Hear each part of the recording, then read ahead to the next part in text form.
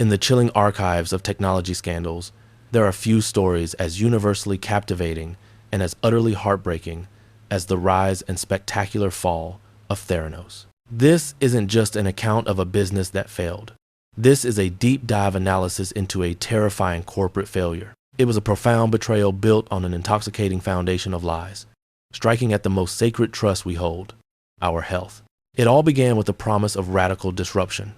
The idea was that one single drop of blood, taken not with an intimidating syringe, but a painless finger prick, could unlock the secrets of your body. Cancer, diabetes, heart disease. They claimed everything could be detected and prevented. That was the mission sold by Elizabeth Holmes, a Stanford dropout whose sheer ambition seemed to consume the entire valley. She was hailed by many as the next Steve Jobs. Her signature black turtleneck and intense gaze commanded billion-dollar valuations and immense respect. But the golden light of this promised health revolution masked a profound and deeply cynical darkness. The central, terrifying question we must grapple with is, what went wrong when the pursuit of corporate success crossed the line from mere aspiration to blatant criminality? It left behind a trail of shattered careers, ruined fortunes, and endangered patient lives. Back in 2003, Elizabeth Holmes founded Theranos. Her core dream was nothing short of intoxicating, a direct challenge to the antiquated, painful, and slow diagnostic lab industry. If she managed to succeed, she believed she would permanently change the world, making healthcare accessible to everyone. The core concept centered around a device called the Edison. It claimed it could perform hundreds of distinct blood tests using only her proprietary nanotainer, a sample smaller than the volume of a single tear. Investors, constantly hungry for the next massive thing, threw hundreds of millions at the idea. They often bypassed the standard scientific due diligence that is paramount in medicine. Why? Because the messenger was simply too compelling, and the narrative was too good to check. She surrounded herself with an almost unbelievable roster of political heavyweights and revered military leaders.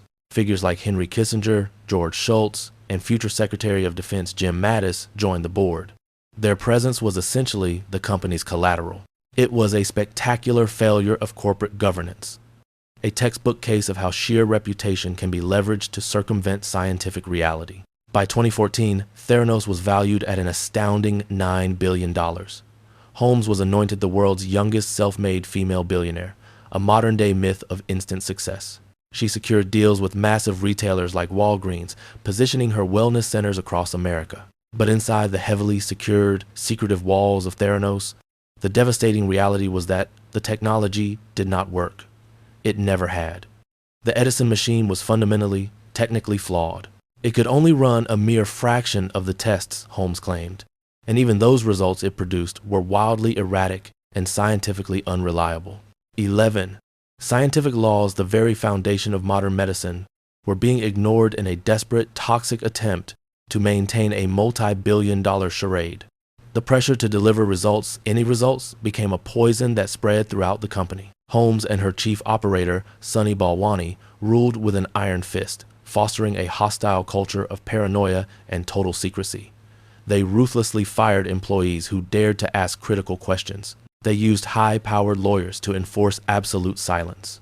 This was not a scrappy startup. It was a corporate cult of personality and absolute secrecy. However, there were those whose conscience refused to be silenced, who risked everything to reveal the truth. They became the whistleblowers.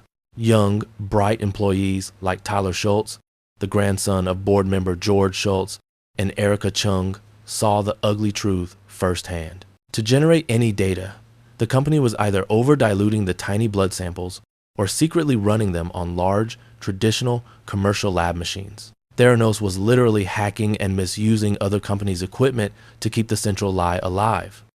Tyler courageously tried to warn his grandfather. The former Secretary of State could not or would not see past the incredible charisma of his young protege.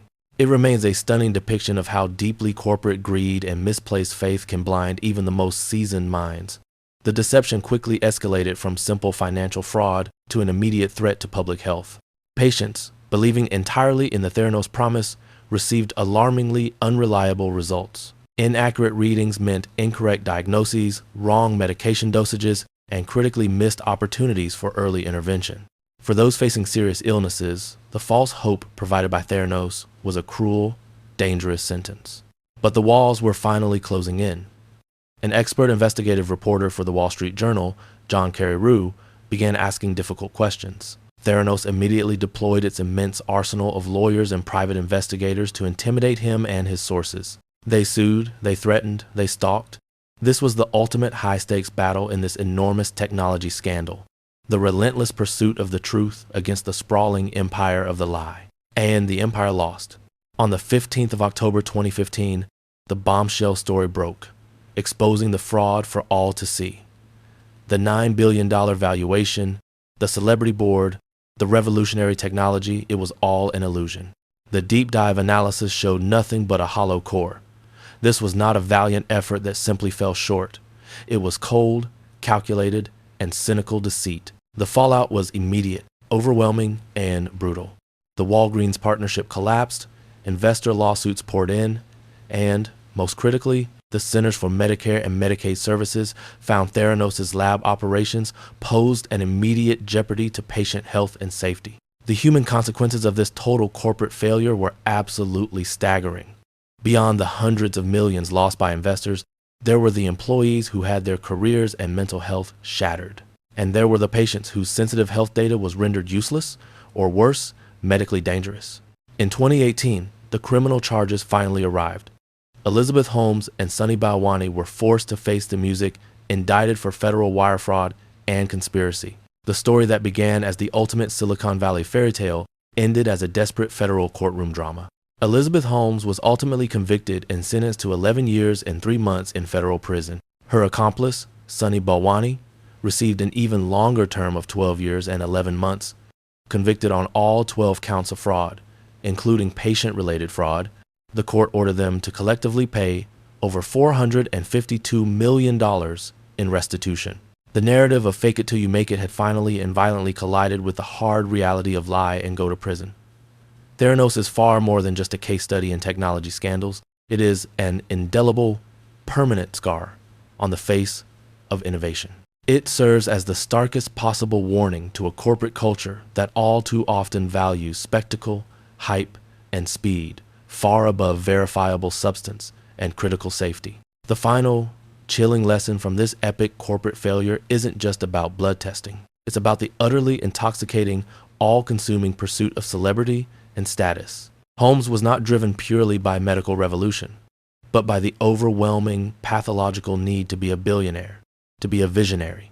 When that drive becomes detached from ethics, from verifiable science, and from fundamental reality, it immediately ceases to be ambition and becomes criminality. The illusion of a single drop costs hundreds of millions of dollars and jeopardized public faith in the very concept of breakthrough innovation. Theranos may be dissolved, but its devastating legacy remains.